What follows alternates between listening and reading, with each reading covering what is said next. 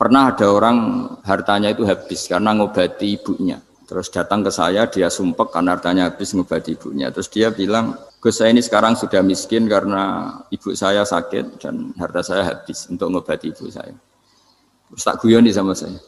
Kon kepen pinter apa kepen goblok? Kepen pinter Gus. Ingin pinter apa ingin goblok? Katanya ingin pinter.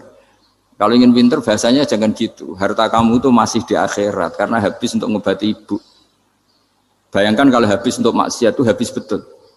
Terus dia mulai syukur. Alhamdulillah Gus, harta saya habis secara heroik karena untuk mengobati apa ibu. Sudah pinter dia. Akhirnya miskin sampai sekarang ya tetap pede saja karena masih punya tabungan di akhirat. Dan itu saya terinspirasi oleh ilmu juga. Jadi dulu Sayyidah Aisyah itu pernah nyimpan sepotong daging kambing. Disimpan untuk dimakan beliau. Karena beliau mau iftar ya, mau buka atau apa. Singkat cerita, karena bawaan keluarga Nabi itu sakhok, ada orang minta dikasihkan. Suatu saat, akhirnya kan habis. Terus Nabi tanya, yang daging tadi di mana? Habis. Terus Nabi cara menjelaskan itu indah sekali. Harta kamu itu baju yang kamu pakai, nanti ya rusak. Yang kamu makan, nanti ya ke WC. Wa tasaddaqta fa abqaita. Memang di semua riwayat itu pakai dhamir mukhatab mudzakkar. Meskipun asal-usul riwayat itu untuk Sayyidah Aisyah. Karena untuk umum. Yang kamu sedekahkan tuh yang masih. Kamu jangan bilang kamu sedekahkan tuh yang habis. Yang kamu sedekahkan tuh yang masih. Misalnya saya punya uang 1 miliar misalnya. Terus pernah tak sedekahkan ke fakir miskin atau ke kiai atau ke pondok 100 juta. Itu yang mesti masih. Karena kadung di luar kekuasaan kita. Kadung lillahi ta'ala. Justru yang masih itu yang potensi nanti untuk hal-hal yang kurang positif. Semenjak itu orang sedekah itu begitu entengnya karena itu yang masih. Ya tapi tentu sarannya yang tepat ya. Saya sekarang sering kampanye sedekah tepat. Karena misalnya sering saya itu didatangi orang kaya. Sudah dapat gratisan gerutu. Gerutu itu geremeng. Nah ini kita sudah pakai buminya Allah itu gratis, pakai airnya ya gratis, pakai oksigen ya gratis. Kok masih gerutu itu sudah jadi hamba yang nggak bener itu. Dibayangkan kalau kita pakai oksigen bayar, pakai buminya bayar, pakai airnya bayar semua, kayaknya kita tidak mampu membayar. Dan kita sama Allah hanya disuruh ikrar, disuruh sujud. Pentingnya ilmu satu bahwa itu akan menjadikan satu perilaku. Misalnya begini ya, dulu itu kiai-kiai Jawa zaman dulu itu berpatokan karena dulu pemerintahan Hindia Belanda, seorang lagi masih pemerintahan Hindia Belanda. Itu dalil yang sering diutarakan itu sebaik-baiknya umara itu yang datang ke ulama, terus sejelek-jeleknya ulama itu yang datang ke umara. Tapi semenjak pemerintahan Indonesia dan kemudian ditandai beberapa tokoh kayak Gus Wahid putra Kiai Hasyim jadi Menteri Agama, ada Gus Wahib putra Kiai Wahab juga jadi Menteri Agama, ada Kiai Fathur Rahman keluarga Mbah Maimun, keluarga Sarang juga pernah jadi Menteri Agama. Kemudian bersamaan dengan itu dibangunlah satu pegangan ilmu. Pegangan ilmu ini penting karena ini yang mengilhami semua orang Islam, terutama ya utamanya ulamanya. Ada seorang ustadz, seorang guru ngaji yang karena melihat rata-rata penguasa itu zalim ya, datang ke Harun Ar-Rasyid. Ini perlu disemak, datang ke Khalifatullah atau Amirul Mukminin Harun Ar-Rasyid. Karena beliau seorang raja tentu terduga lah atau ya umumnya atau gimana lah istilahnya. Itu ya rata-rata ya agak seenaknya namanya raja, namanya penguasa. Ini dalam pikiran ustadz itu, tidak mesti dalam fakta. Kemudian si ustadz itu matur, ya Amirul Mukminin, inni nasihun lak famusyaddidun alaika fala tajidanna fi nafsika syai'an. Saya ini mau nasihati Anda, kemudian saya cara nasihati itu keras. Tolong jangan dimasukkan hati. Dia bilang famusyaddidun alaika. Saya nanti kalau nasihati itu keras sekali. Tolong dimaklumi karena ini penting karena Anda harus dinasihati secara keras. Tapi sebelum nasihat itu diutarakan kata Harun Ar-Rasyid karena beliau Bani Abbas dan beliau orang alim termasuk muridnya Imam Malik. Kata Harun Ar-Rasyid, uskut, kamu diam Ustaz.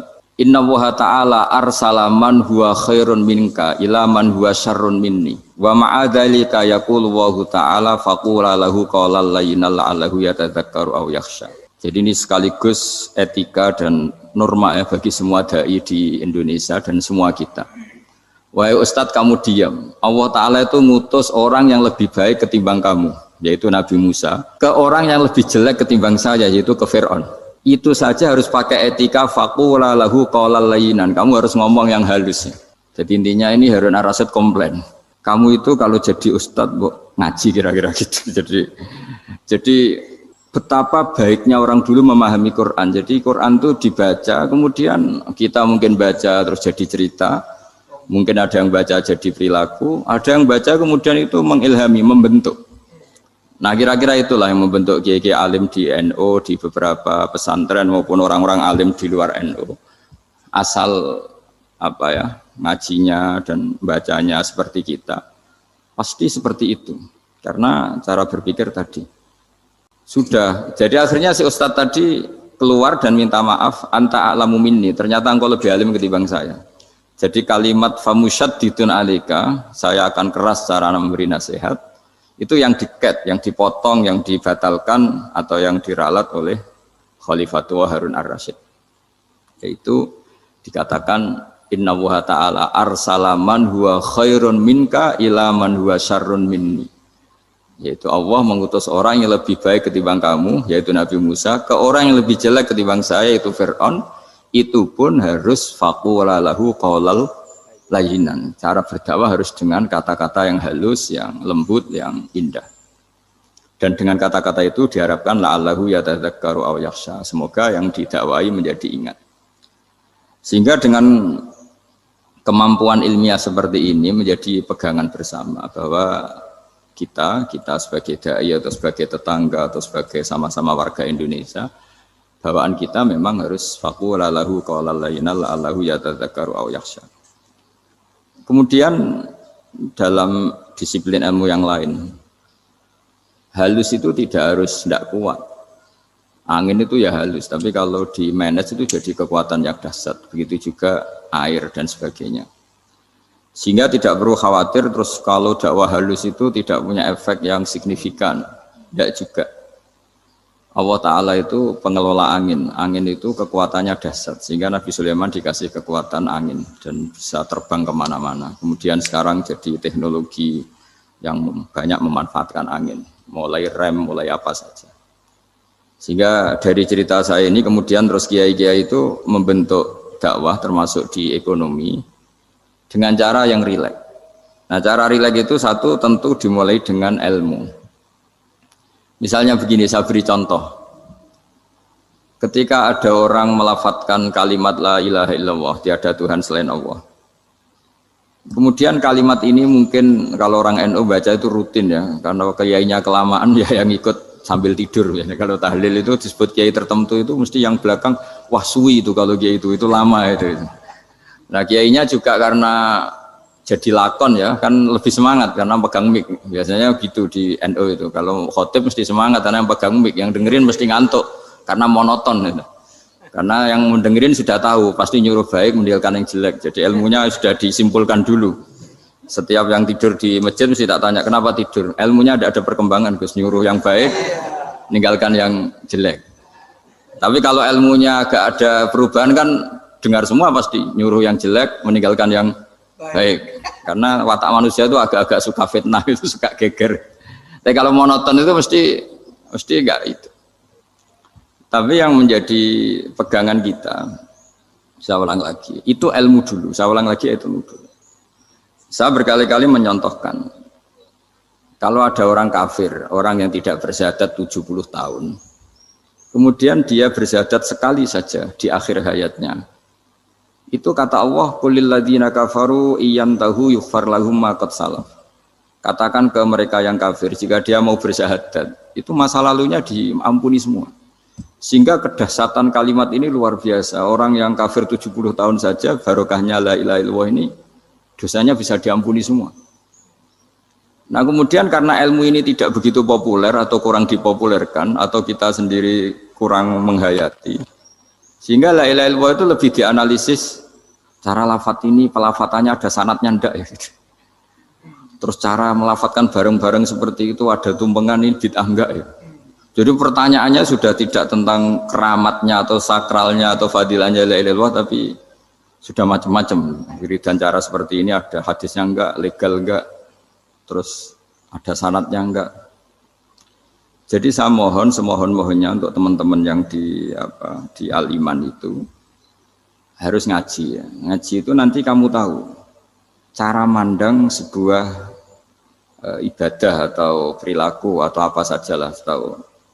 Karena al ilmu yurisul ahwal, ilmu itu bisa mengilhami cara pandang. Dulu yaitu saya ulang lagi, ketika zaman Hindia Belanda, karena pemerintahnya Hindia Belanda itu ulama-ulama keras sekali, sejelek-jeleknya ulama itu yang datang ke Umarok. Tapi setelah era Mbah Hashim, era sampai Mbah Maimun, itu mereka peduli sama Umarok, sama semuanya sama-sama warga Indonesia yang ingin melihat Indonesia yang lebih baik. Sehingga banyak ya kakak saya sendiri pernah wakil bupati, terus putra Mbah Maimun wakil gubernur. Ini teman saya Ki Hafid ya bupati. Semenjak itu terus, dan itu nggak lepas dari cara pandang. Yaitu cara pandang diantaranya adalah cerita tentang Nabi Musa yang Allah tetap peduli sama Fir'aun. Sehingga tetap didakwai Nabi siapa? Musa. Dan posisi Musa datang bukan memanggil. Ya, cuma kayak sampai sekarang tuh belum pernah ke kantor bupatinya Pak Hafid, karena kadang-kadang orang terus curiga mengajukan proposal, jadi agak repot. Ketemu bupati itu sialnya kiai kan mesti pikirannya orang bupati ini nyangoni, kiai ini disangoni itu. Itu terus kayak kita fakir miskin itu. Jadi makanya saya itu belum pernah datang. Tapi alhamdulillah karena beliau berambisi menjadi wa khairul umara mayatuna babal ulama. Jadi datang tapi sangat ambisius ingin mengalahkan ulama karena dia kalau datang statusnya lebih tinggi. Ya tidak apa-apa, ini tawaduk tapi niatnya agak begitu tawaduk. Jadi saya sering ke Jakarta tapi ya tadi jarang ya. Biasanya ngajarkan waktu hanya pas saja, tidak kurang tidak lebih. Biasanya ngajar di pondoknya Pak Kures itu di Baitul Quran ya. Hanya ngajar santri-santri itu. Nah, jadi pemahaman Quran dulu itu kata Imam Ghazali itu membaca Quran itu membaca, bukan bercerita. Kalau kamu membaca seperti ini, kunta qori'an, kamu pembaca. Pembaca itu yang mengambil pelajaran. Tapi kalau kamu hanya cerita, itu namanya kunta hakian. Sebenarnya Anda tidak membaca Quran, tukang cerita. Misalnya tadi, cerita Nabi Musa datang ke Fir'aun. Itu kalau kamu hanya cerita, wah dulu itu ada orang namanya Fir'aun, didakwai Nabi yang namanya Musa. Ya ini namanya tukang cerita. Kalau kamu pembaca tidak gitu. Betapa baiknya Allah, orang sengawur Fir'aun saja inginnya Allah masih ingin diselamatkan dengan mengutus Nabi Musa kekasihnya. Itu namanya kunta qori'an, kamu pembaca betul, bukan kunta hakian, kamu tukang cerita. Begitu juga seterusnya tentang Quran ayat-ayat seterusnya. Sehingga yang diharapkan dari pembacaan Quran itu memang kita sebagai ahli baca, ahli mu'tabir ya, ahli yang ngambil pelajaran, bukan tukang apa? Cerita. Sehingga dulu ketika Sayyidina Umar radhiyallahu anhu ketika membuka Baitul Maqdis atau Baitul Muqaddas dan diajak syukuran, pesta-pesta makan itu. Beliau enggak mau. Ketika ditanya kenapa engkau enggak mau? Alasannya itu langsung beliau baca Quran. Jadi saya punya sekian contoh. Saya ulang lagi, saya punya sekian contoh. Orang-orang dulu dengan Quran itu menyatu, bukan sekedar dihafal tapi menyatu. Sehingga bawaannya itu sudah Qurani, sudah Qurani. Saya beri contoh pertama Rasulullah SAW, nanti Umar kedua. Rasulullah itu pernah nggak makan sampai 3 hari. Terus ditanya oleh sahabat, lalu kekuatan engkau bisa hidup apa? Terus menghentikan al-aswadani, maksudnya itu tamar dan air, hanya makan kurma dan air. Tapi beliau tidak ketemu roti atau tidak ketemu nasi lah kalau orang Indonesia. Ketika hari ketiga dikasih makan oleh sahabat, dipotongkan kambing, kemudian baru makan 3 lukmah, kira-kira ya 3 asupan nasi, berhenti. Padahal sahabat yang lapar sama dengan Rasulullah itu membayangkan Nabi itu sampai kenyang, sampai apa. Tapi ketika ditanya, seperti ini pun nanti ada hisabnya. Walatus alunna yauma idzin anin naim. Jadi acara makan-makan gini itu nanti ada hisabnya. Nabi nangis. Akhirnya sahabat nggak jadi nerusin makan. Jadi ketakutan orang dulu sama ketika Sayyidina Umar dijak pesta ketika memenangkan Baitul Maqdis itu. Inna wa ta'ala ayyara qauman. Allah itu mengkritik sebuah komunitas kaum karena apa? Adhabtum thayyibatikum fi hayatikum ad-dunya wastamta'tum biha. Kamu adalah orang-orang yang jatah nikmat kamu sudah kamu habiskan di dunia. Adhabtum itu kalian habiskan jatah kenikmatan kamu di dunia.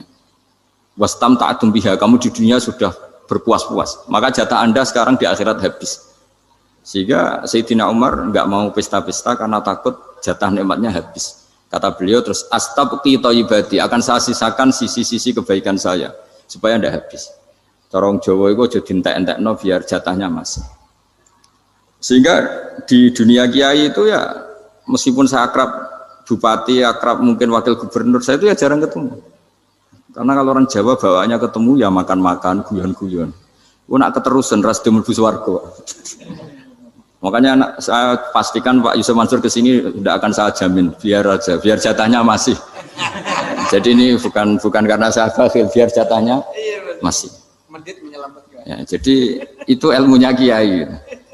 Nah, efek dari ilmu ini dahsyat. Kalau Anda berpikir tentang nasib Anda di akhirat, nanti bawaannya juga tidak akan mudah menyalahkan orang lain, tidak akan menghakimi orang lain karena sibuk dengan dirinya sendiri, tapi tidak dengan makna egois, tapi makna orang baik itu siapa? Orang yang sibuk dengan aib pada dirinya, dengan kekurangan pada dirinya, saking sibuknya mikir aibnya sendiri, tidak sempat mengoreksi aibnya orang lain. Itu awal ilmu. Ilmu itu tidak dimulai dari larangan. Kalau larangan karuan, tidak termasuk ahli surga orang yang suka mengadu domba, tidak termasuk orang baik yang cari kesalahan orang lain. Itu namanya pelarangan. Tapi ilmu itu di atas nahi, di atas pelarangan itu. Kamu punya kesadaran bahwa kamu itu yang penting selamat dulu, jangan memikirkan orang lain. Dengan makna bukan egois, tapi dengan makna supaya tidak menyalahkan apa orang lain. Nah, saya termasuk ya boleh dikatakan kiai lah, yang paling fanatik bahwa semuanya itu harus dimulai dari ilmu. Ya saya ulang lagi, dimulai dari ilmu. Nah, dari sini kemudian saya berharap Indonesia menjadi damai, menjadi baik. Itu bukan karena kita baik-baik banget ya, tidak mungkin kita ada nabi, tapi karena sudah sibuk dengan memikirkan kesalahan diri sendiri. Sehingga misalnya kita baca Quran, Rabbana dzalamna anfusana, lalu kita langsung ingat betapa hubungan kita dengan Allah itu harus ikrar dulu, merasa zalim dulu, merasa salah dulu. Nah, kalau semua orang merasa salah di depan Allah itu mesti bawaannya agak mudah menyalahkan orang lain, karena kita bilang Rabbana dzalamna anfusana. Nah, itulah ilmu-ilmu yang mungkin banyak pembaca Quran tapi hanya baca, atau kalau baca ini tok disebut al-haqi, ahli cerita. Yang dibutuhkan tuh al-qari', pembaca kemudian mu'tabir, kemudian mau beriktibar. Seperti yang dilakukan tadi Harun Ar-Rasyid tadi. Inna wa ta'ala arsala man huwa khairun minka ila man huwa syarrun minni. Wa ma'adzalika yaqulu wa ta'ala faqula lahu qaulal layyin. Ini kamu tidak usah memaksakan musyaddid keras sama saya, karena Allah Ta'ala telah mengutus orang lebih baik ketimbang kamu, yaitu Nabi Musa, ke orang yang lebih jelek ketimbang saya, yaitu Fir'aun. Itu saja harus beretika. Faqula lahu qawlan layyinan la'allahu yatadzakkaru aw yakhsha. Dan alhamdulillah bawaan kita sebagai orang timur atau orang Jawa itu kalau mau ngandani orang itu halus sekali. Di antara bentuk kehalusan kata-kata diceritakan di ayat lain ketika Nabi Musa ketemu Fir'aun. Dawuhnya begini, fakul apa itu yang di juz 30 yang juz di juz 30 ini yang bagian dari, kan tadi hanya fakul lahu qaulal layyinan. Lahu qaulal layyinan itu bentuknya apa? Ya, bentuknya apa? Itu Nabi Musa disuruh ngendikan sama Fir'aun. Apakah kamu mau saya nasihati? Fakul halaka ila antazakka. Hal laka itu pilihan, hal itu istifham, laka itu otoritatif. Jadi betapa santonya kalimat itu, fakul hal laka ila antazakka. Jadi kalau dimaknani model Pak Hafid, model saya ngaji di sarang itu, hal laka onoto iku kedue siro, berhak bagi kamu, berhak bagi Anda, apakah Anda berhak loh mendapat nasihat supaya Anda jadi orang yang lebih baik. Hal laka ila antazakka. Jadi tidak kalimat perintah, tapi kalimat pilihan. Apa engkau mau saya beri nasihat? Wahdiyaka ila rabbika fatakhsha. Dan saya beritahu kamu tentang Tuhan dan kemudian kamu menjadi orang yang baik, fatakhsha, orang yang punya khasyah, punya. Jadi kayak apa kalimatnya itu? Napa jenengan kersa? Itu kalau orang Jogja, orang-orang daerah-daerah yang berada nyugui tamu itu kan ayo makan-makan, itu kan kayak tamunya itu kelaparan. Masa Pak Yusuf Mansur kelaparan? Tidak mungkin kan. Masa Ustadz terkenal kelaparan kan tidak mungkin itu. Monggo, nopo jenengan ngersakno. Karena bisa saja tamunya itu tidak kerso, mungkin karena darah tinggi, mungkin karena takut dianggap fakir miskin, macam-macam kan orang tidak. Itu kalimatnya itu halaka ila anta zakka. Kayak apa indahnya dakwah. Halaka ila anta zakka. Itu ada kata laka itu ya terserah jenengan mau enggak. Wa ahdiyaka ila rabbika fatakhsha. Nah, itu yang disebut membaca. Kunta qori'an la hakian. Anda benar-benar membaca Quran, bukan sekadar penceri. Nah, kemudian ini yang terakhir saya juga baru sebenarnya saya itu enggak pernah bilang sanggup itu, tapi Pak Ustadz Zakaria itu GR terus. Sampai tadi pagi itu saya belum tahu kalau ada acara ini. Ya karena saya kiai, jadi kalau kiai itu kan ingatnya sama Allah saja. Kalau sama manusia itu rontok-rontok lali gitu. Itu bukan memaksa, ya memang lupa. Sejauh mana sih pentingnya manusia kan tidak penting cara ilmu tasawuf itu. Tapi karena ini titipan Rasulullah SAW terus menjadi penting kan. Dititipi umat kayak jenengan itu yang ya sudah ngaji ngatur kiai ribet itu. Kiai ini biasa ngaji kan, kiainya yang ngatur, santri ini enggak. Pak Yai ngaji tanggal ini jam ini. Itu kan mengabaikan semua aktivitas kiai. Padahal jam ini mungkin saya punya jam, mungkin jalan-jalan atau ngaji atau mutolaah atau munajat. Gara-gara Pak Zakaria ini kan terus Mas Tamam ini yang provokasi. Harus ngaji di jam ini, tema ini. Saya itu kalau ngaji ditentukan tema itu, ini memang saya agak keras di bab ini. Itu kayak ibarat gini loh. Saya ini dokter, kemudian ada orang yang sakitnya itu jantung, terus bilang ke saya, Pak dokter sembuhkan kukul saya. Wong penyakit ekstrimnya itu jantung, kok bila disembuhkan apa? Kukul. Kan nggak penting, sembuh tidak sembuh, kukul itu kan nggak penting. Jerawat itu. Kiai itu tahu kesalahan paling fatal manusia itu akidah. Tapi kadang-kadang mintanya ilmu yang tidak akidah, yang nggak penting. Jadi kadang-kadang kiai itu ya digurui betul kalau di Indonesia. Misalnya ini tidak nyindir loh, memang marah betul kalau di bab-bab seperti ini. Tapi ini biar jadi ilmu masif, ilmu yang general. Saya ulang lagi ya, Anda jadi dokter, tahu pasien Anda ini penyakit jantung kronis atau sudah fatal lah sudah. Terus orang itu bilang, Pak Yai, itu Pak dokter, tolong obati kulit saya supaya tidak jerawatan. Kamu bilang ini orang aneh enggak? Aneh kan? Nah, kiai juga gitu. Saya sering itu ada orang mau haji gitu, Gus doain saya jadi haji mabrur. Pernah belajar haji Pak? Dereng. Mungkin enggak orang belum belajar nyupir terus kemudian minta didoain, Gus saya mau nyupir doain selamat. Nyupir aja enggak bisa kok minta doa selamat. Harusnya urutannya kan belajar dulu baru minta doa. Tapi kali ini aliman bener ngajaknya akidah dulu, ahli sunnah kan. Nah itu bener karena akidah itu hal yang prinsip memang harus. Kalau kebetulan nggak bener taruh visi betul. Untungnya kalau temanya bener. Jadi saya mohon ke seluruh orang-orang yang mau ngaji ke kiai itu tema itu biar yang milih kiai supaya tahu prioritas yang harus benahin. Jangan tema yang kita yang milih. Jangan-jangan tema yang kita pilih itu tidak mendesak atau tidak penting. Ini bukan apa-apa, ini saking ingin baik saya ya, keinginan baik saya supaya dulu zaman sahabat ya gitu. Kalau ada pertanyaan salah sama Nabi dibenerin, cuma Nabi terlalu bijak, cara benerin tuh enak. Kalau saya karena tidak Nabi saja ya agak-agak kasar kan, kalau tidak Nabi tidak wajib bener terus. Yang wajib bener terus itu Nabi. Saya beri contoh ya. Nabi itu ngendikan tentang kiamat. Kiamat itu dahsyat, mengerikan gini-gini. Kalau pikirannya orang kampung itu begini, Nabi ini aneh. Cerita kiamat dahsyat tapi nggak ada tanggalnya, ada tahunnya. Harusnya ada dong biar kita bisa persiapan. Sehingga Nabi disomasi di tengah-tengah khutbah itu, ya Rasulullah mata sa'ah. Nah, karena ini orang Bedui, Nabi nggak dengerin, mas diulang lagi. Mata sa'ah ya Rasulullah.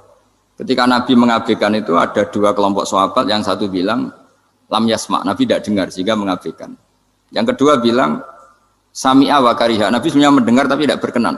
Tapi diulang lagi ketiganya, ya Rasulullah mata sa'ah. Akhirnya Nabi jawab, mau tidak mau, karena kalau enggak ya namanya orang Bedui ngomong terus.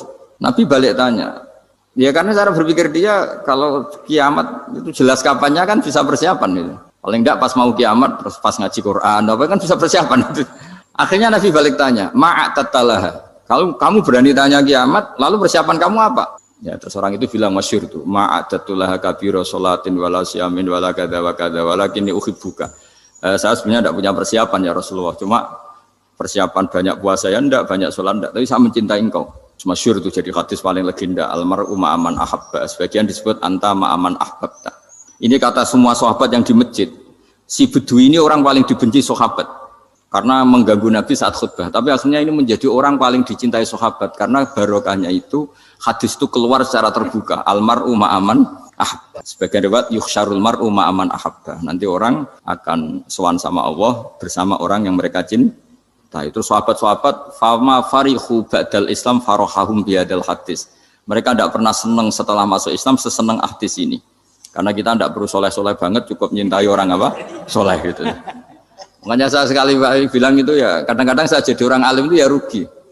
Ruginya tadi. Misalnya untuk menjadi orang alim kan harus hafal Quran, ngaji Bukhari, Muslim, Ikhya. Ternyata pengumuman kedua orang nggak bisa apa-apa. Gelombang kedua para pecinta, waduh, itu kan repot ya. Jadi kita yang jadi orang alim susahnya bukan main, ternyata disaingi pengumuman kedua dan para pecintanya. Wah itu kan akhirnya ketemu orang-orang nggak jelas tadi. Nah itu ya termasuk farah dalam Islam, farhatul aidin. Jadi senang itu di Islam itu ibadah. Ya kul bi fadlillah wa bi rahmati fa bidzalika falyafrahu. Senang itu diperintahkan Allah. Saya tuh sering di kamar, kadang itu nyun sewu kayak gatelan gitu, apa itu. Ya agak kukur-kukur terus merengut saja malu. Malu saya itu dilihat Allah kok kayak agak ridho itu malu. Ya kayak tadi lah, kamu dikasih rumah gratis, kemudian pas yang ngasih datang kamu kelihatan cemberut, itu yang ngasih kan mangkel. Jadi dikasih gratis masih cemberut. Sama hubungan kita dengan Allah itu semuanya dikasih gratis. Makanya tabassum, senyum itu ibadah. Kita yang nekuni ilmu hadis. Betapa hebatnya Nabi ngendikan, kalau kamu tidak bisa ibadah yang berat-berat, cukup ibadah senyum. Kadang ngendikan tol qati wajhin, kamu cukup berwajah yang indah, yang menyenangkan. Tabassum, senyum. Kalau kamu tidak bisa membalas jasanya orang yang ngasih, minimal kamu senyum, lihat minimal kamu kelihatan senang. Gitu. Makanya senang itu sudah ibadah. Dan sekarang orang untuk senang aja susah. Karena bawaannya nuntut orang lain supaya kayak keinginan dia, bawaannya nuntut, ya ribet, kalau gitu ya ribet. Makanya saya bilang al ilmu yurisul ahwal, ilmu itu diperkuat, nanti yurisul ahwal, ilmu itu akan membentuk Anda. Dulu beberapa raja itu ya mau luhur karena jadi raja, punya apa saja. Tapi punya penasihat ulama, itu ya nasihat itu sederhana. Ada seorang raja tanya ke kiai, gimana dengan semua kerajaan saya? Wah, padahal dia punya apa saja. Jenengan miskin sekali, itu kerajaan seluas ini. Kok bisa aja? Terus ditanya sama si ulama tadi. Andaikan Anda di padang pasir, kemudian kalau tidak minum segelas air itu mati. Apakah Anda akan membeli segelas air ini dengan semua kerajaan Anda? Oh iya, pasti apapun saya lakukan untuk mendapat satu gelas air. Terus la tafrah bimulkin la yusawi syarbatamain. Kamu jangan bangga dengan kerajaan yang nilainya itu enggak sebanding dengan segelas apa? Air. Akhirnya raja itu mikir, saya tidak jadi raja bisa hidup. Tapi kalau enggak minum air mati. Berarti penting satu gelas air.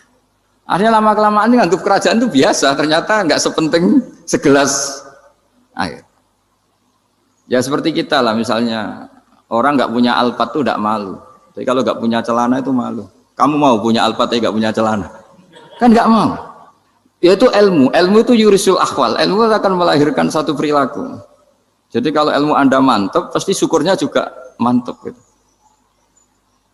Ya makanya saya termasuk kiai yang selalu mendorong pentingnya ilmu. Bahkan kata Sufyan Ats-Tsauri ngendikan saking pentingnya ilmu ada kata fa'lam annahu la ilaha illallah. Dimulai kata fa'lam. Dan saking pentingnya ilmu itu setiap nabi itu status permanennya itu hanya satu, mengajar. Rabbana wab'ats fihim rasulam minhum yatlu 'alaihim ayatik, membacakan ayat-ayat Allah sampai wa yu'allimuhumul kitab, mengajarkan kitab wal hikmah. Bahkan Allah sendiri wasofa dzatahul 'aliyah bi annahu al-muallim.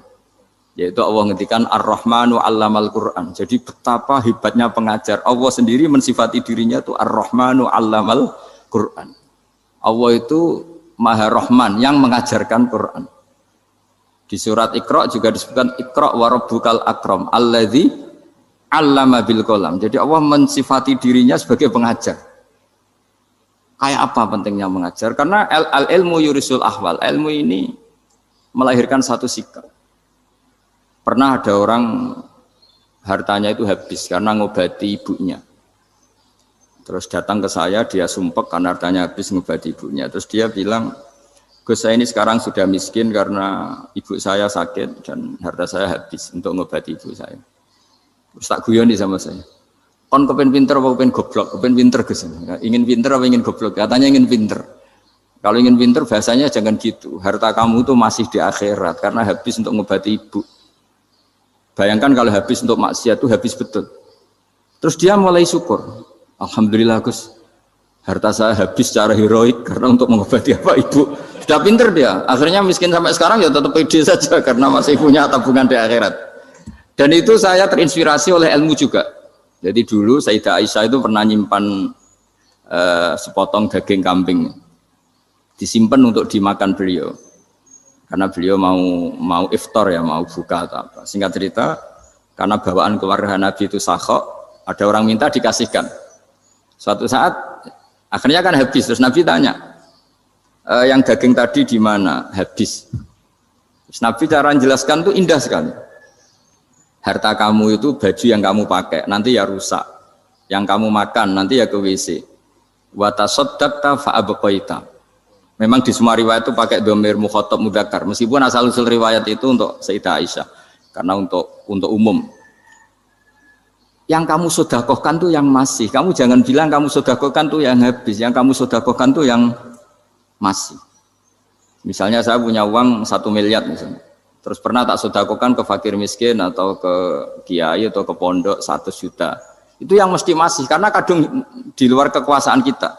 Kadung lillahi ta'ala. Justru yang masih itu yang potensi nanti untuk hal-hal yang kurang positif. Semenjak itu orang sedekah itu begitu entengnya karena itu yang masih. Ya tapi tentu sarannya yang tepat ya. Saya sekarang sering kampanye sedekah tepat. Karena misalnya sering saya itu didatangi orang kaya. Gus, saya ini punya uang banyak, ingin punya masjid biar dipakai orang Jumatan. Terus saya bilang, kamu ingin jadi orang baik betul apa baik versi Anda? Baik betul Gus. Tak ajarin mau, gak tersinggung, mau Gus. Kalau Anda bikin masjid di kampung Anda, masjid terbaik di dunia sekalipun, yang bingung saya ahli fikih. Kok bisa?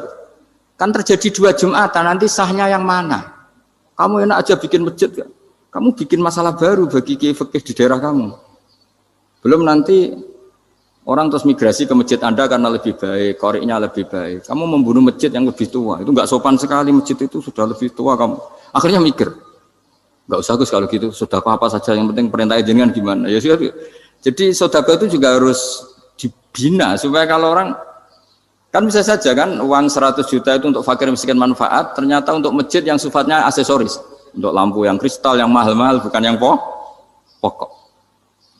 Itu pentingnya ngaji ya. Jadi lagi-lagi al-ilmu yurisul ahwal. Ilmu itu melahirkan satu sikap. Jadi ketika ada masjid baru, kalau orang nggak bisa ngaji fikih, wow ada masjid baru, masjid banyak. Tapi kalau yang ngaji fikih ngerti ini malah ada masalah baru karena ada ta'addud Jumatan. Gimana hukumnya 2 Jumatan dalam kondisi yang tidak mendesak. Makanya sekarang saya baru kampanye itu. Dulu itu kalau ada masjid banyak itu kan faktornya beda ormas, beda pemahaman atau agak jauh, masih hukum sosial atau bawaan kondisi. Misalnya di dekat UGM itu ada masjid kampung pertama, bawaan masjid karena ada kantor besar atau bawaan ada pabrik besar atau ada sekolahan besar. Tapi sekarang itu ada pertanyaan baru, ada masjid baru karena ada orang kaya ingin bikin masjid, itu gimana itu hukum? Nah, tapi kalau orang nggak nekuni fikih itu ya langsung wah bagus untuk bangun masjid. Bagus piye gene sing kangelan memfikihkan tadi. Nah itu ilmu. Jadi kalau yang tidak nekuni fikih itu ya tidak tersiksa, tapi yang nekuni fikih itu pasti tersiksa karena seperti itu tadi.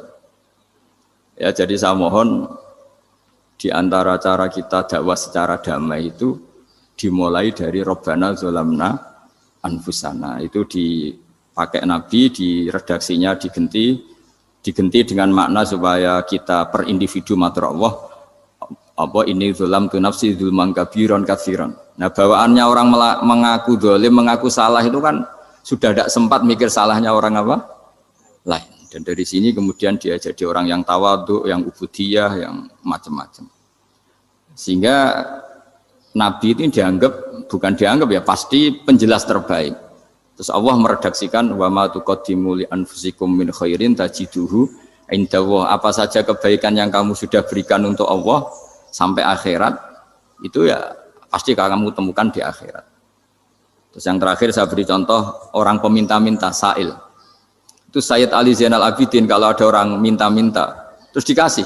Misalnya dikasih ya 100.000 atau 50.000 atau 10.000 sesuai kemampuan yang memberi. Itu marhaban biman hamala zadi ilal akhirah. Saya terima kasih ya, gara-gara kamu minta uang saya jelas sudah sampai akhirat. Coba kalau di rumah bisa saja untuk hal yang tidak positif.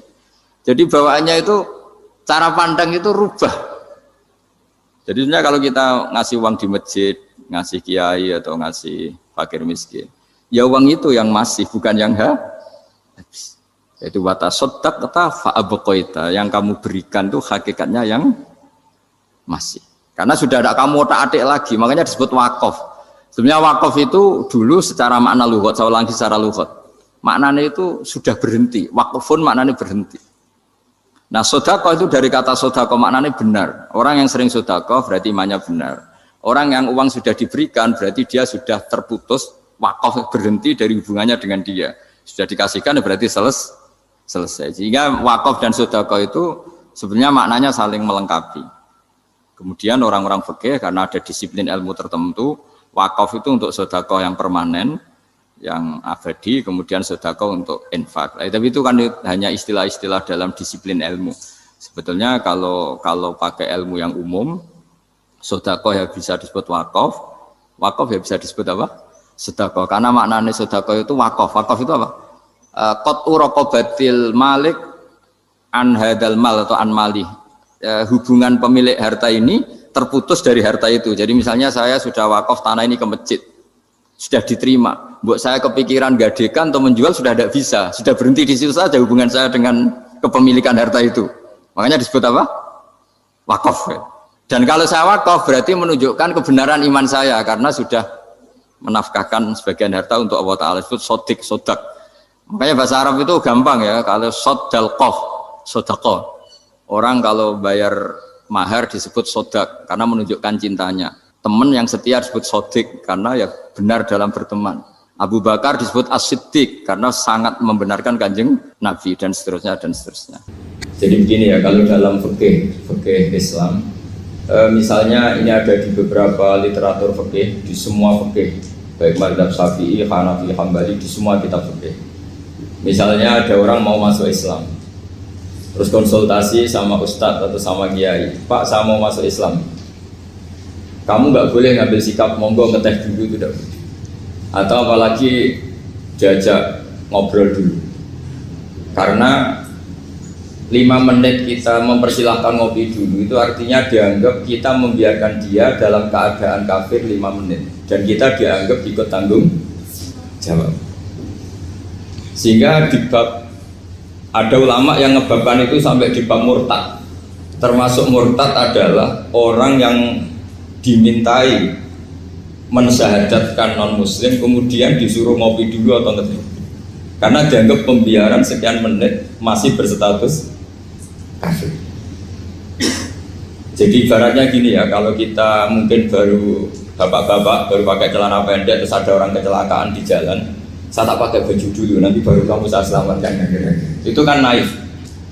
Kalau begitu saja naif, apalagi orang yang kafir kemudian pas mau minta disyahadatkan kita bilang monggo mandi-mandi dulu, ngeteh-ngeteh dulu. Berarti ada pembiaran sekian menit, dia masih berstatus kafir. Artinya begini, kalau dia saat itu kok dimatikan oleh Israel berarti mati dalam status kafir. Dan kita ikut tanggung jawab karena harusnya bisa Islam andai kan kita mensyahadatkan saat itu juga. Jadi itu bab-bab yang dianggap ekstrim dalam kutubil fikih, bab-bab fikih. Makanya dalam kitab fikih saya berkali-kali ada non muslim mau bersyahadat ke saya, itu saya bilang ke santri-santri saya, saat itu juga harus kamu ajarin meskipun pakai bahasa Indonesia, yang penting status kafirnya apa? Iya. Baru setelah itu ada hukum sesial ya, mungkin kita nawarin teh atau kopi atau apa. Makanya di sini dibabkan bab seseorang harus tergesa-gesa atau bercepat-cepat atau ngambil sikap bergegas untuk melakukan kebaikan. Terus ayat kedua yang dipakai Izzuddin bin Abdus Salam itu begini. Ketika Allah mensifati orang munafik, status orang munafik itu apa? Wa idza qamu ila sholati qamu kusala. Mereka kalau dipanggil untuk sholat, ya berangkat tapi kusala secara malas-malasan.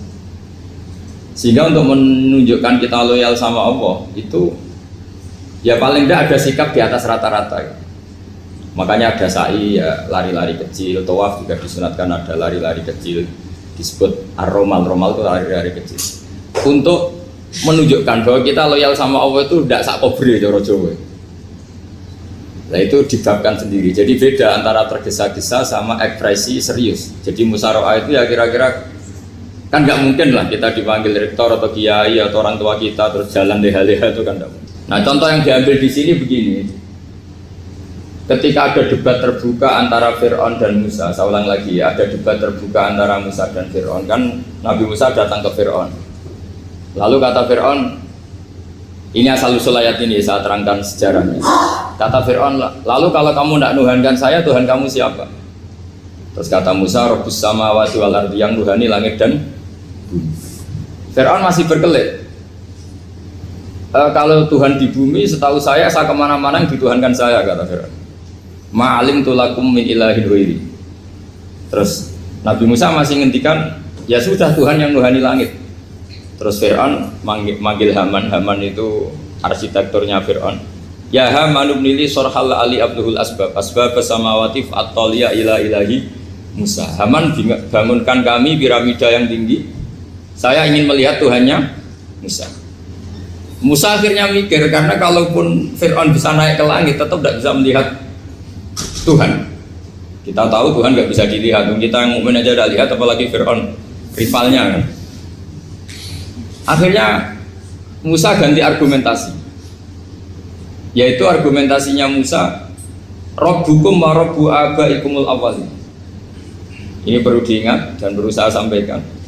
Yang nuhani kamu dan yang menuhani leluhur kamu, itu sangat memukul Fir'aun. Karena logikanya kalau Fir'aun itu Tuhan, berarti babanya dulu tanpa Tuhan. Ini ada Tuhan terlambat.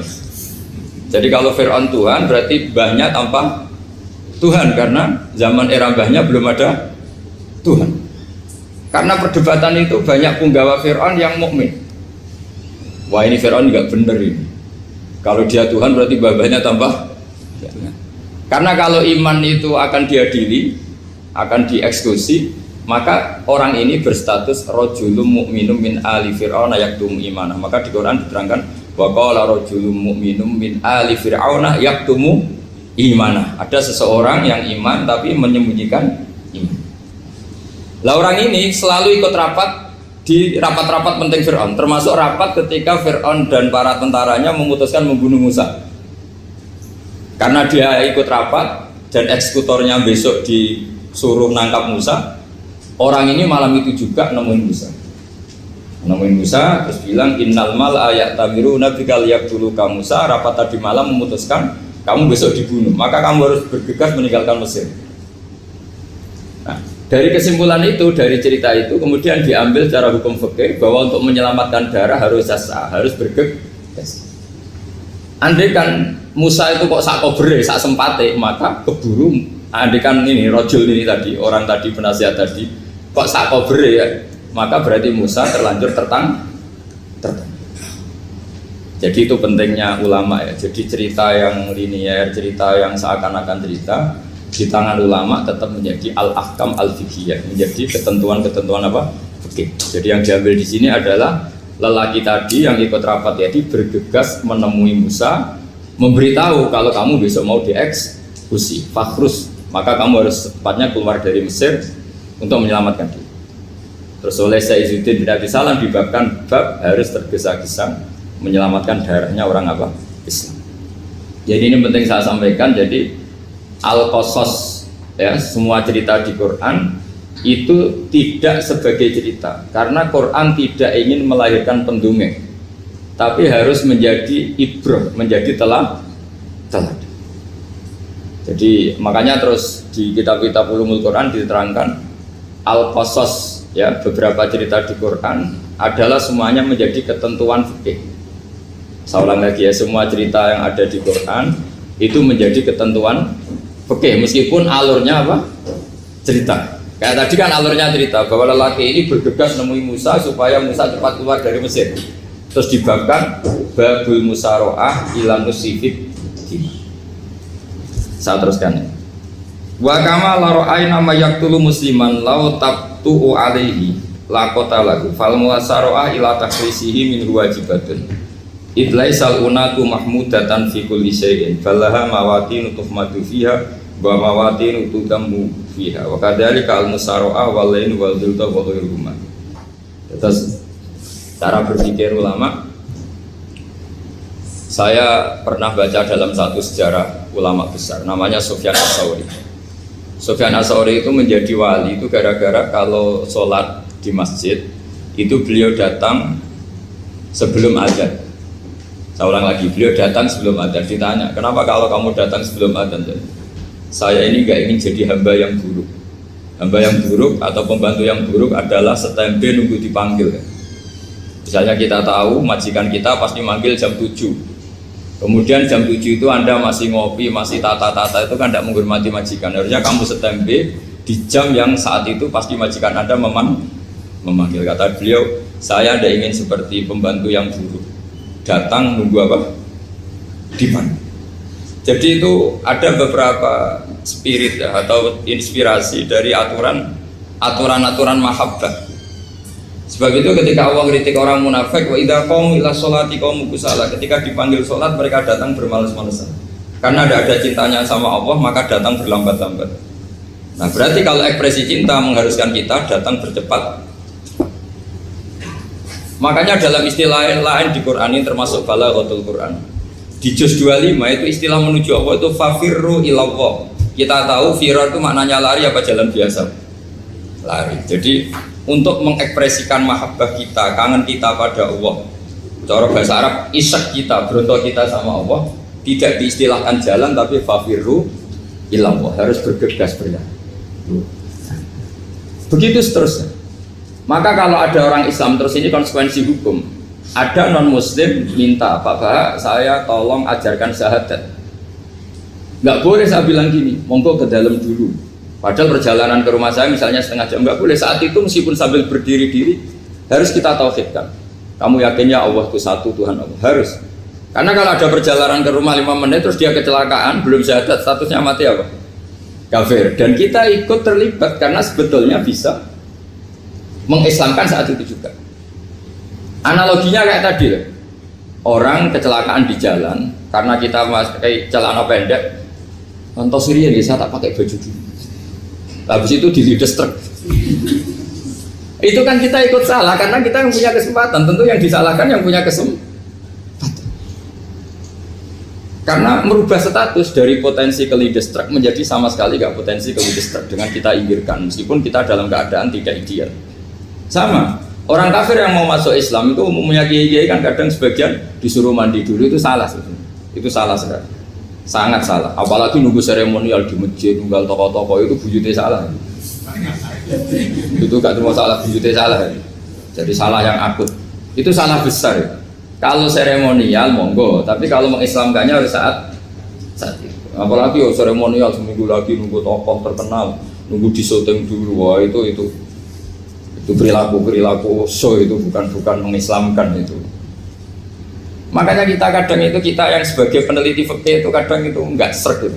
Masa mau Islam nunggu di masjid dulu, di syuting dan tokoh-tokoh, itu salah. Itu sama dia kamu lihat orang kecelakaan mau menyelamatkan, ini ada wartawan enggak ya? Minta di syuting dulu sedang mati ini. Jadi kita normal saja dalam Islam, sesuatu yang mendesak, yang emergensi ya perlakuannya harus cepat. Sehingga dibabkan faslun fil musaroah ila nusifid fitima. Jadi ada beberapa contoh di Quran memang aturannya seperti itu. Makanya semua redaksi Quran tentang menuju Allah diredakseno fafirru ilallah. Makanya di tawaf ada ekspresi romal, jalan agak cepat. Di sa'i juga ada momen-momen kita harus romal berjalan cepat. Di beberapa aturan juga seperti itu. Ya saya ulang lagi, di beberapa aturan Islam juga seperti itu. Nah sekarang efek di hukum haji. Saya banyak baca literatur haji. Haji dalam aturan Islam itu wujuban tarofian, wajib yang tidak langsung mendesak. Kemudian semenjak ada fakta kita harus nunggu, daftar tunggu. Itu kita sebagai ahli fikih itu gamang. Misalnya gini, saya umur 20 punya uang, sekarang berapa daftar? 25 juta ya. Saya umur 20 punya uang 25 juta. Saya jomblo misalnya, ya butuh nikah, ya butuh macam-macam. Itu wajib daftar haji apa enggak? Karena kalaupun daftar nunggu 20 tahun. Nah sekarang kalau ada orang umur 50 tahun punya uang 25 juta, menurut Anda wajib daftar saat itu apa enggak? Wong daftar saja bisa game gitu. Dan kalau misalnya umur 50 ditambah 25 kan 75. Itu kalau orang sumpah sudah cepat mati itu. Maka itu menjadi pertanyaan, apakah fikih ini kita rubah? Karena dulu kan orang itu longgar semua. Karena haji zaman Nabi pun tidak langsung dilakukan saat pertama diwajibkannya haji. Jadi Nabi punya sisi unik. Pertama ada tahun diwajibkannya haji, Nabi tidak langsung haji. Sebab itu ulama berkesimpulan kalau wajibnya haji tidak langsung. Maka fikih itu memang unik. Sholat juga gitu. Ada istilah begini dalam sholat. Watajibus sholat ala kulli muslimin wujuban muwassa'an. Di semua kitab fikih takbirnya seperti itu redaksinya. Wajib sholat dilakukan orang Islam wujuban muwassa'an, wajib yang ada longgarnya. Sehingga ketika zuhur jam 12 WIB kita dengar azan, boleh sholat setengah 1, jam 1, setengah 2, jam 2. Karena memang wujuban muwassa'an, memang ada batas akhir waktu misalnya sampai setengah 3. Nah problemnya begini, misalnya setengah 1 Anda pasti dipanggil majikan kamu yang diharuskan melakukan satu aktivitas, misalnya Anda pilot, yang nggak mungkin sholat lagi di kokpit. Apakah status wujuban muwassa'an, wajib yang longgar menjadi hilang karena setelah itu tidak ada kesempatan lagi sholat? Apa tetap kita sebagai ahli Islam yang agak balelo tapi alim, misalnya ya sudah tetap jadi pilot, nanti kan ada aturannya sendiri, ada rukhsahnya sendiri, ada kemurahan sendiri kita sudah jadi pilot. Misalnya sholat tanpa harus menghadap kiblat, sholat yang tetap di perjalanan. Kira-kira Anda kalau jadi ahli fikih milih mana? Milih harus sholat di depan, apa tetap memberi kelonggaran? Gak apa-apa sholat sambil apa? Nyuper sambil pilotin apa pesawat. Anda milih mana? Karena kalau konstitusi ilmu itu memang harus ada, dengan tanda kutip ya, memang harus ada nakalnya. Kalau nggak nakal malah gak sah. Memang unik ilmu itu. Karena ilmu itu kalau dipaksakan lurus terus, itu nanti malah bengkok karena menghilangkan rukhsahnya Allah, kemurahan Allah. Tapi kalau dipaksakan rukhsah terus, murah terus, nanti dianggap menyepelekan hukumnya Allah. Maka kita yang ahli fikih itu pusing. Misalnya saya sering ditanya, Gus saya ini supir bis, kan musafir terus, berarti saya boleh tidak puasa terus panjang Ramadan? Coba kalau ada jadi ahli fikih mesti bingung. Mau boleh, ya boleh terus supaya orang nggak peduli sama Ramadan. Mau mengatakan wajib puasa, kayak nggak peduli dengan kemurahan Allah yang membolehkan musafir tidak puasa. Coba loh, Anda jangan jadi ekstremis yang misalnya bantah tok, protes tok, ini kan. Jadi memang mengkaji ilmu itu. Ya makanya dengan tanda kutip itu harus ada nakal. Tapi nakal yang baik, bukan nakal. Nakal itu kalau bahasa Jawa itu kan tidak harus dosa. Seperti anak kecil, menek-menek itu, tuh bocah kok nakal. Padahal anak kecil menek itu haram dah. Enggak kan? Malah orang tuanya yang bentak itu yang haram. Yang nakal betul ya ibunya yang bentak cerewet itu, karena ibunya orang yang sudah mukallaf, sudah tua, salah langkah yaitu Kalau anaknya naik meja itu ya sebenarnya bahasanya tidak nakal, lucu. Oh jelas pinter conggo iso munggah meja, harusnya diapresiasi. Tapi rata-rata ibu semua akal mecah gelas. Coba, malah boe malah mecah tabungan. Bapaknya marah tukang nguras tabungan. Sebetulnya senakal-nakalnya anak kecil itu nakal orang tuanya, itu pasti. Karena ini sudah kena kitab, sementara anak-anak belum kena. Saya pernah punya tamu, karena di tradisi Kiai itu sering punya tamu. Bapak ibunya itu kultus sama Kiai, bentak anaknya disuruh salim sama saya. Anak kecil kan nggak mau jalan-jalan terus, marah. Tak marah orang tuanya tak marahin, yang dosa itu kamu bentak anaknya. Kalau anak kecil itu kena diskon rufi al-qalamu an salasin. Di antara aturan Islam apa? Tidak ada keharusan bagi 3 orang. 1 anak kecil sampai balik, 2 orang tidur sampai bangun, 3 orang gila. Artinya anak kamu itu tidak kena khitab untuk sopan sama kamu. Kamu yang kena khitab baru sopan sama anak-anak. Nah ini ada Jawa itu kadang keliru. Jadi orang tua itu marah-marah memaksakan anaknya sopan. Padahal Allah memberi diskon anak kecil itu belum wajib sopan. Gak apa-apa ada tamu naik-naik gitu. Asal masih anak kecil. Makanya Rasulullah ketika beliau sholat sujud itu Hasan Husain itu naik. Cara Jawa Nabi itu 3 tumpahan. Semua riwayat mengatakan Nabi itu diam saja gak berani ngangkat. Sampai sahabat itu ada yang ngomong ini Nabi sujud lama sekali ada apa? Jadi kita punya riwayat itu ya baru kayak sahabat yang agak nakal. Semuanya itu sujud, tapi bareng di atas rata-rata ada sahabat yang belakang ngomong, ada apa tuh ini sujudnya kok lama? Barokahnya itu ditemukan riwayat. Oh, ono putune. Karena Hasan itu naik di atas punggungnya apa? Nabi. Itu andai kan tidak ada yang ngomong, riwayat ini tidak ditemukan. Barokahnya ada yang ngomong itu mungkin nih. Kalau sekarang mungkin semua masjid ngomong karena orang sekarang jarang yang khusyuk. Kalau dulu hanya 1 yang di belakang. Setelah itu Nabi memberi penjelasan, saya tadi sebetulnya harus mengakhiri sujud saya sesuai aturan umum, tapi ada cucu saya tak biarkan sampai dia puas naik punggung saya, sehingga dia turun baru saya naik. Filosofinya apa? Begini, anak kecil 1 udah kena khitab, 2 jangan sampai sholat itu jadi problem. Kalau Nabi nyentak Hasan, membentak, putu wono bae sholat kok diganggu, maka sholat menjadi trauma. Gara-gara sholat bahasa bentak saya. Lama-lama anak ini trauma dengan sholat karena dianggap problem. Makanya saya termasuk kiai nggak berpendapat anak kecil nggak boleh di masjid. Sering kan anak kecil di masjid, ayo khutbah rame. Saya termasuk setuju tetap boleh. Kalau dibentak di masjid maka dia trauma dengan masjid. Bangsa ke masjid dibentak. Lagi pula kadang-kadang orang tuh gaya-gayaan tok. Wah, rame orang khutbah rame nih. Padahal kalau nggak diramein anak-anak malah udah tidur. Kita kan nggak bisa menjamin kalau perilaku kita lebih baik gitu. Mendingan kan anak-anak main di masjid timbang di karaoke kan. Jadi kan, lah ini maksudnya saya, ini fikih ya, fikih itu wilayahnya, makanya jadi ahli fikih itu susah-susah gampang. Jangan hanya berpikir protes dengan ketentuan fikih, mengkaji yang sebanyak-banyaknya itu tadi.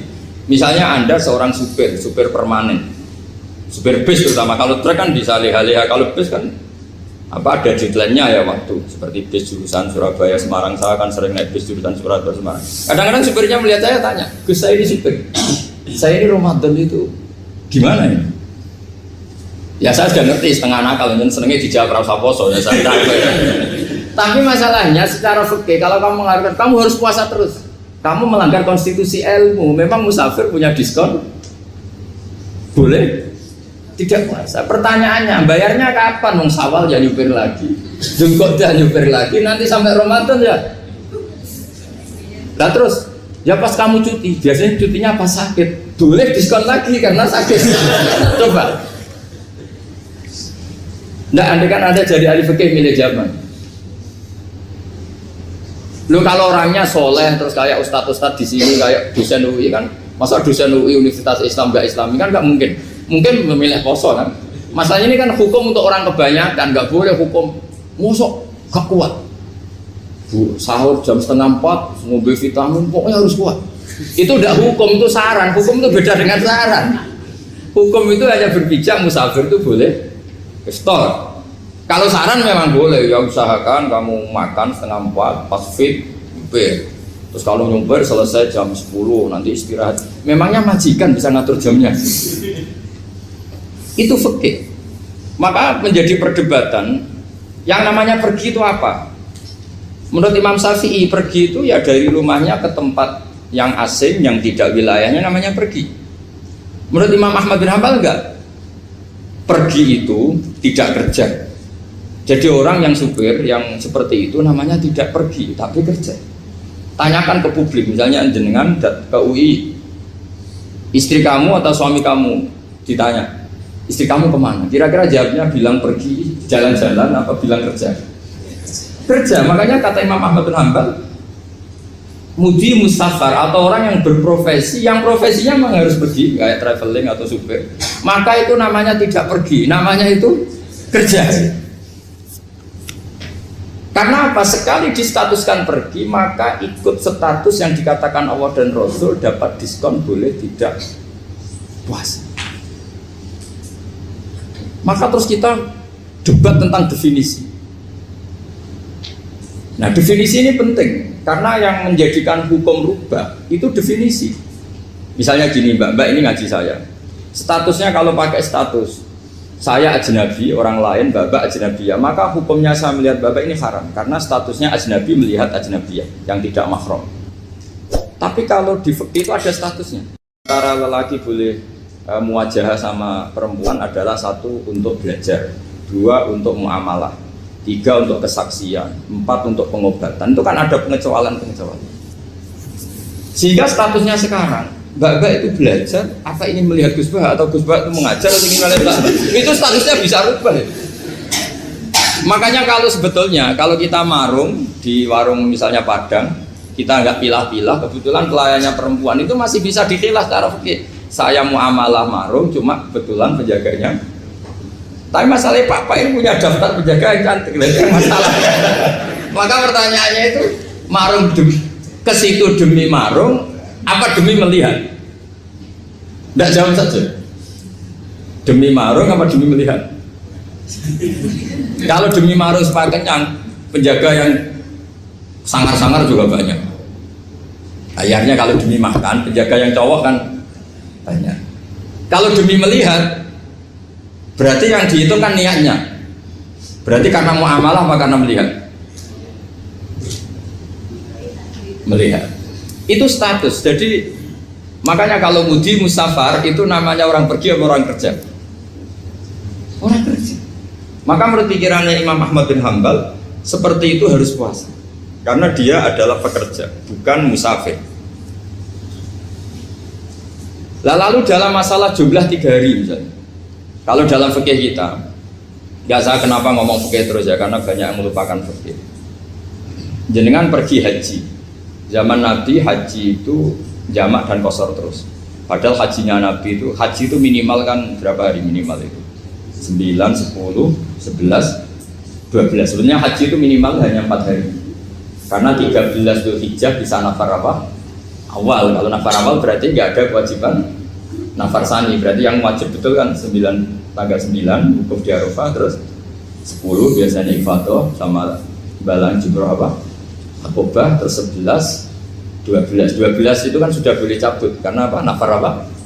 Awal. Berarti nggak usah nafar apa? Sani. Berarti hanya berapa? 4. Tapi Nabi haji di Mekah Medina itu sampai 40 hari karena perjalanan. Pertanyaannya, ketika Nabi menjamak dan mengqashar itu cara Imam Syafi'i lis safar. Karena Nabi orang Medina datang ke Mekah dengan jarak 460 kilo, maka Nabi boleh jamak dan qashar. Jadi pikiran Imam Syafi'i, jamaknya Nabi itu lis safar karena pergi. Cara pikiran Imam Malik enggak, jawabnya Nabi itu lin nusuk. Nabi menjamak sholat itu karena melakukan ibadah haji. Efeknya adalah orang Mekah kalau haji itu cara Imam Malik meskipun jaraknya dekat boleh apa? Boleh apa? Qashar, boleh jamak qashar. Lalu terus ada pertanyaan fikih lagi. Lalu jamak qashar itu karena pergi apa karena masyaqqah? Karena repot. Coba kalau sampean kira-kira jawab. Misalnya kita orang kaya bawa uang 1 miliar naiknya Alphard, ada supirnya, ada ajudannya, pergi di jarak 100 kilo.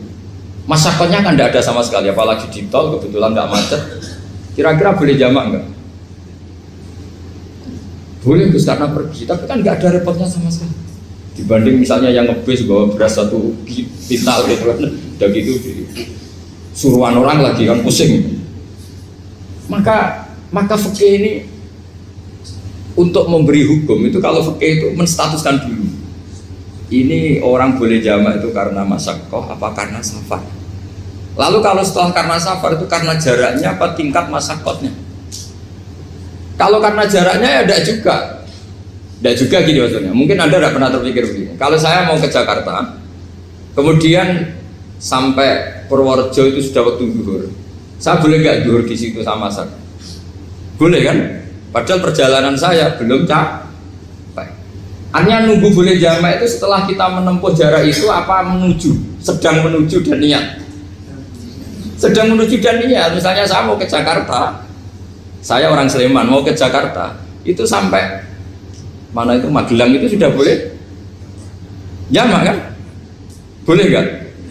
Boleh karena saya mau ke. Nah pertanyaan secara fikih mungkin ada tidak terlintas. Ternyata ditelepon sama istrinya nggak jadi pergi. Padahal sholatnya kadung di jamak duhur dan asar. Apakah setelah di rumah sholat lagi? Taman nggak pernah mikir gitu. Jadi orang fikih itu sudah pusing, makanya jangan diprotes terus. Kita ini sudah pusing, tapi orang itu enak aja protes terus. Nggak perlu jelengan, nanti wajib sholat lagi enggak? Dia bolehnya jamak kan berdasar berstatus musafir. Ternyata setelah Magelang ditelepon istrinya nggak jadi. Dia kadang sholat duhur dan asar. Setelah pulang masih jam 1. Terus ada asar, wah sholat terus. Kalau ada sholat lagi apa ada? Jangan saran. Kalau saran, wah sebaiknya sholat lagi. Itu tidak hukum, itu saran itu namanya. Saran dengan hukum beda.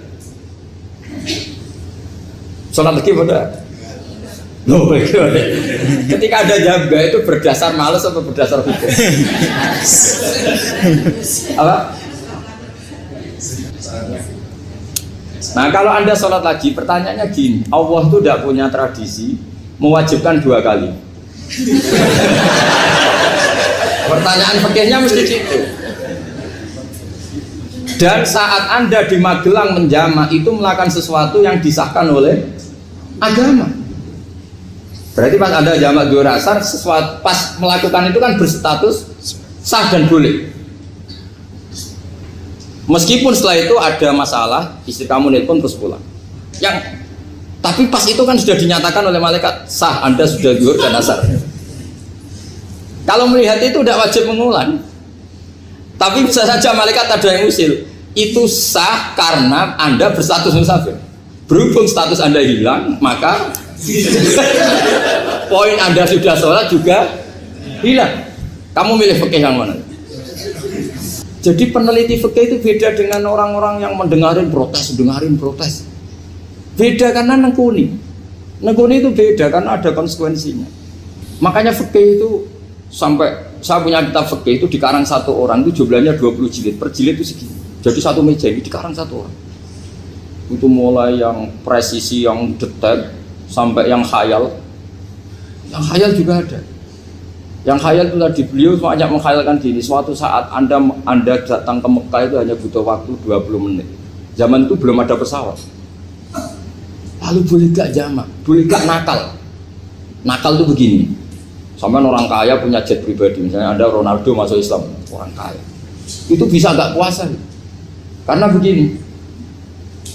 Misalnya dia orang, contohnya orang Arab ya. Orang Arab, jangan orang. Nah, contohnya itu dibalik saja.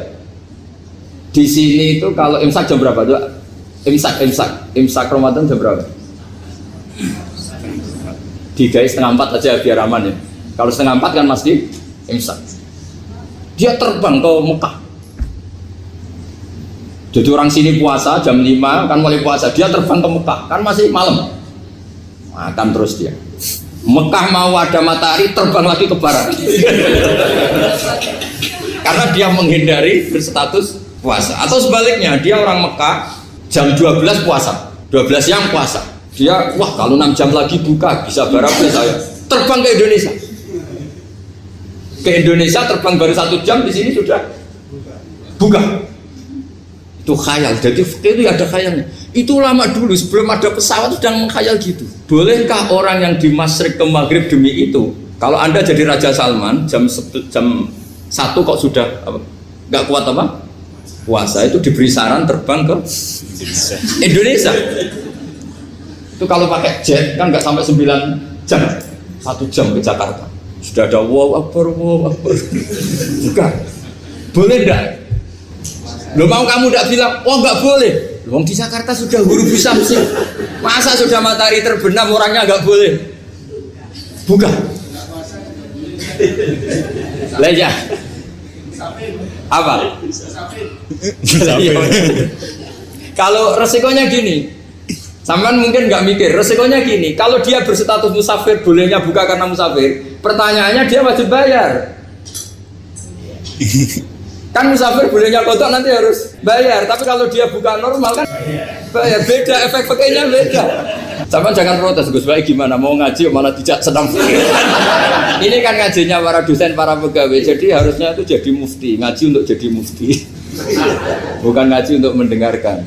Jadi makanya saya mohon jangan sering protes sama ulama. Ulama itu sudah pusing.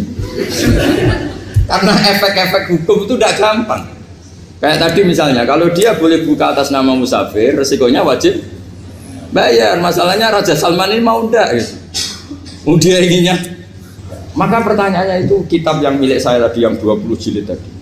Ulama itu mulai dulu sudah membayangkan bagaimana kalau suatu saat ada satu kendaraan. Kenapa ulama bisa bayangkan itu? Karena ada buruk. Meskipun mereka nggak numpak buruk, hanya Rasulullah, tapi kan bisa bayangkan ada toyul waktu. Waktu itu bisa dilipat. Karena ulama dulu ahli astronomi, jadi bumi itu bulatnya gini, muternya gini. Berarti suatu saat ada satu ilmu di mana orang ngambil satu posisi terus melewati toyul waktu, ngalami lintasan waktu. Mulai dulu itu sudah dibicarakan. Pertanyaannya lalu status orang ini kayak apa? Misalnya tadi orang Mekah ingin cepat buka terbang ke Indonesia. Orang Indonesia menghindari imsak, misalnya 3:30, dia belum sahur. Wah kalau saya di Indonesia ini sepatnya sahur. Wah saya tak terbang ke Mekah. Enak kan terbang di Mekah ternyata masih jam 8. Wah bisa makan sepuasnya jam 8 malam artinya jam 20. Kan enak ya. Bar wareg balik ke Indonesia wis jam 1 siang. Jam 1 siang kalau ingin cepat buka terbang ke timur. Langsung buka.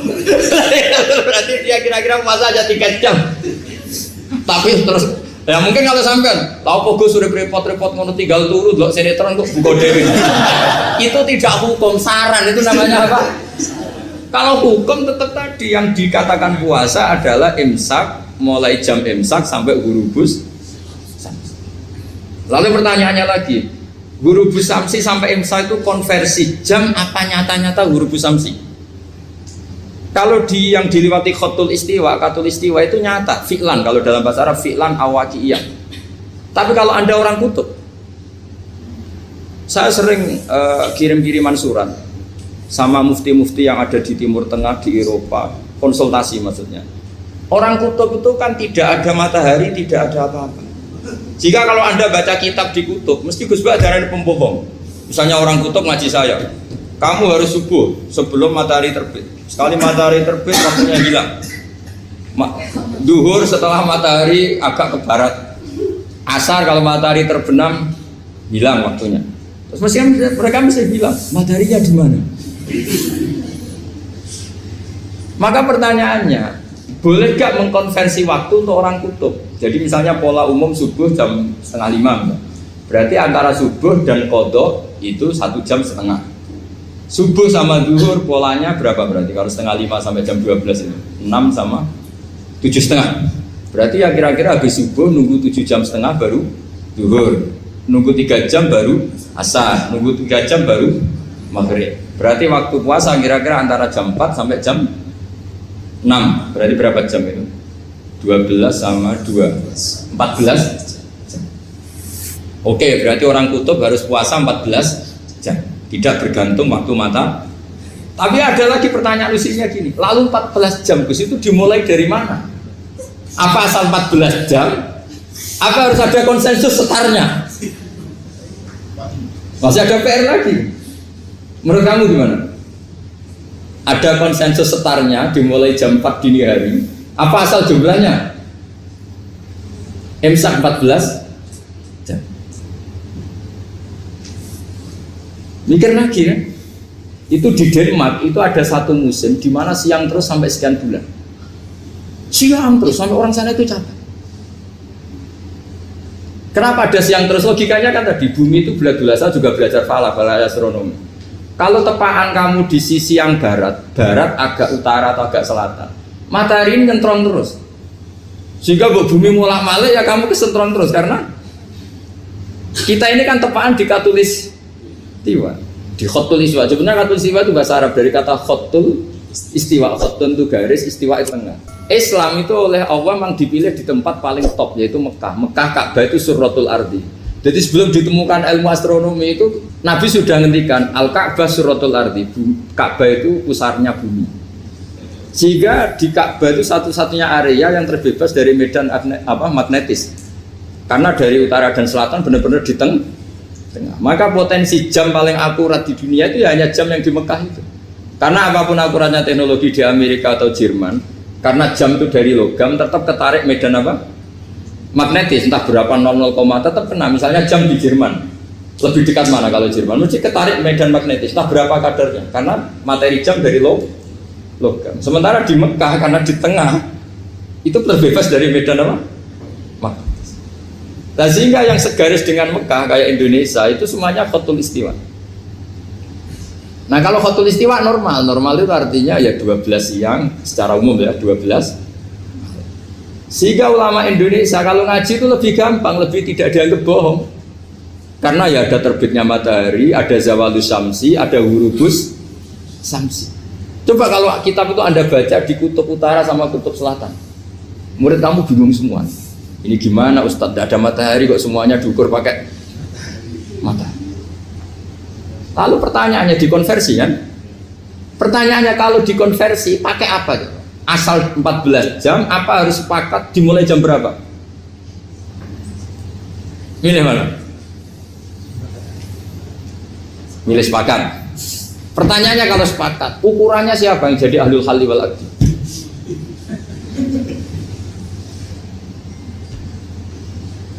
Jadi orang fikih itu sudah bingung, makanya saya mohon jangan sering diprotes. Saya pernah ketemu ulama, saya kan sering ikut komunitas di New York. Itu andekan dibur, itu pas persis Ka'bah. Jadi buminya itu kalau dibur itu pas persis Ka'bah. Lalu pertanyaannya, ada kiblat tidak di sana? Ya bumi kan gini ya. Kalau dalam bahasa falak itu ada rubuk namanya. Rubuk itu bumi yang sewaktu itu hanya yang seperempat. Ya bumi yang sewaktu itu hanya seperempat. Jadi kita sekarang siang, berarti yang baru siang hanya seperempat bumi. Nanti yang malam ya hanya seperempat bumi. Ya, misalnya sekarang kita di sini siang, di Arab Saudi kan belum, ini masih setengah 6. Ini sekarang di Arab Saudi baru setengah 6. Lah itu ada daerah di mana dengan Ka'bah itu pas atas sama bawah. Harusnya kan bebas arah. Apa? Bebas arah.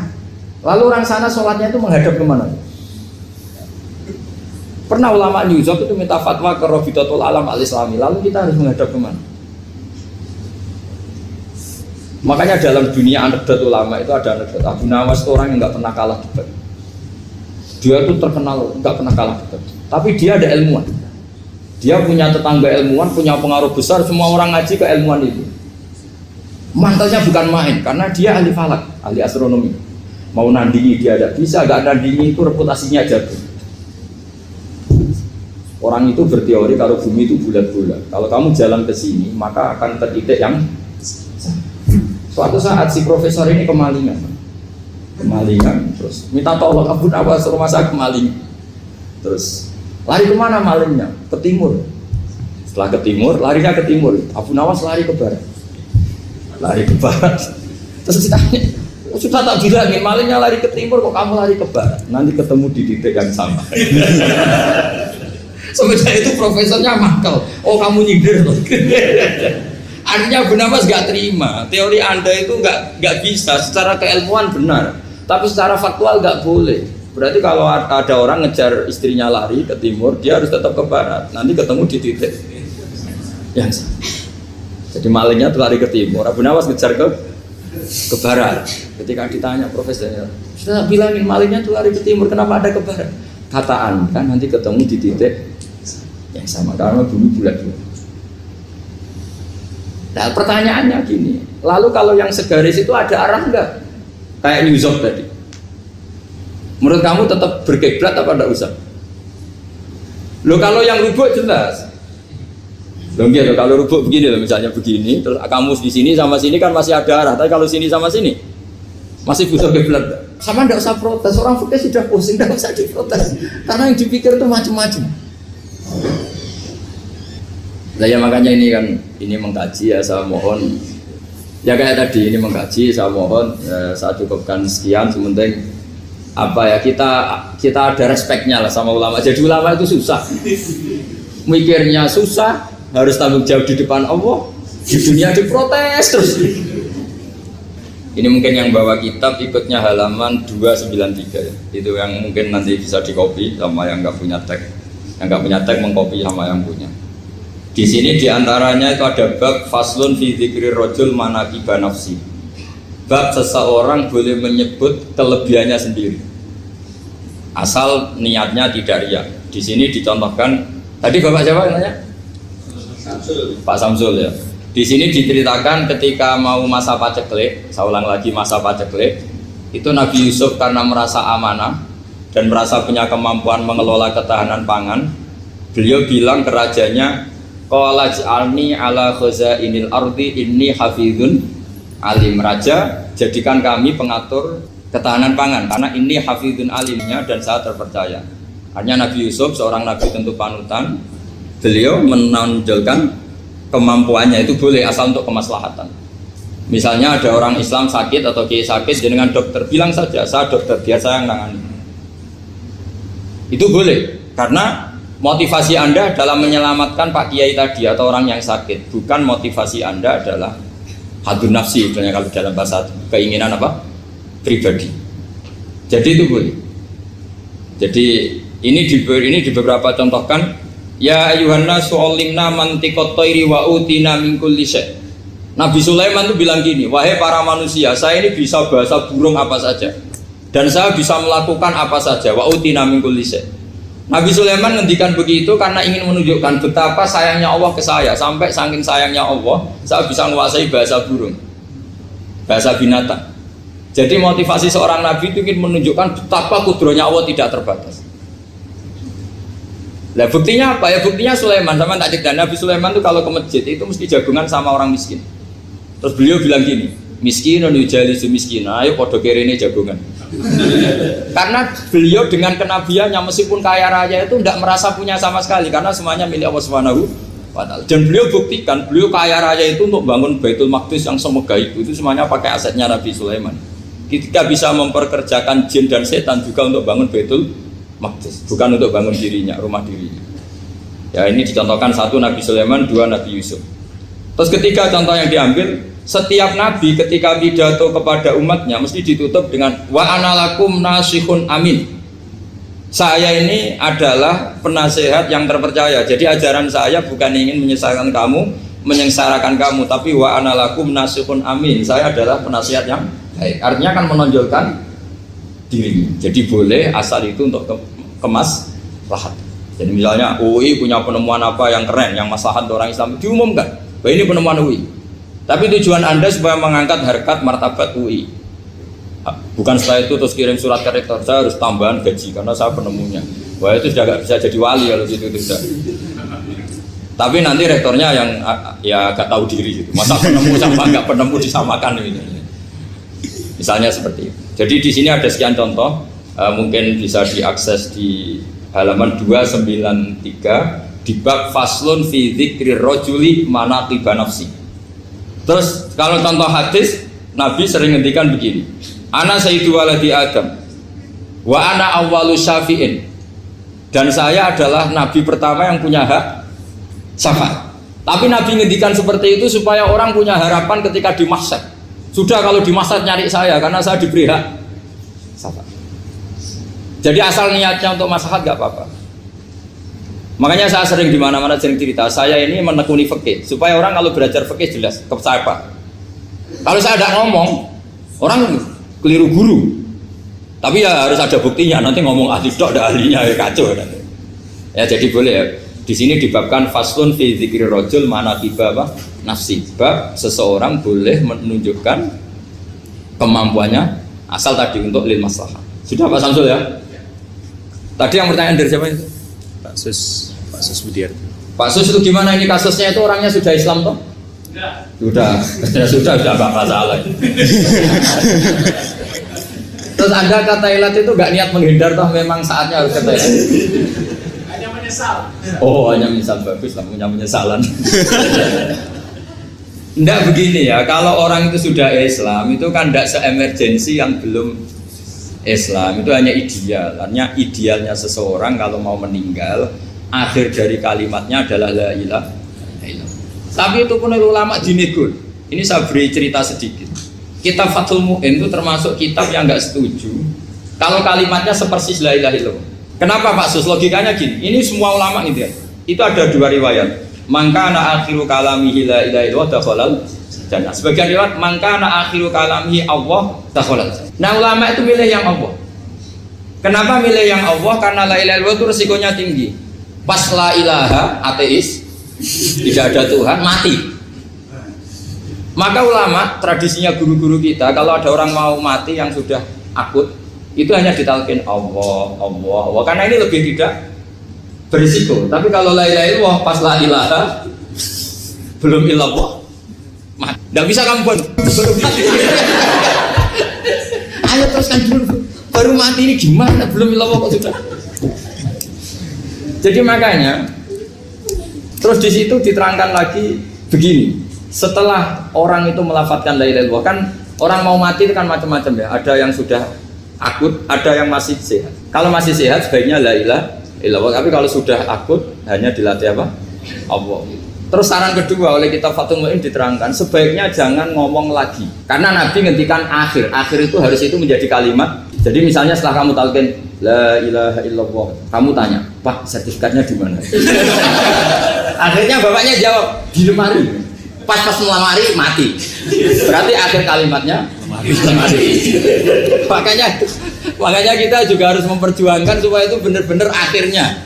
Sehingga nanti dikenang di akhirat, ini orang luar biasa mengakhiri dunia dengan kalimat la ilaha illallah. Tapi nanti kalau ini orang luar biasa mengakhirinya dengan lemari.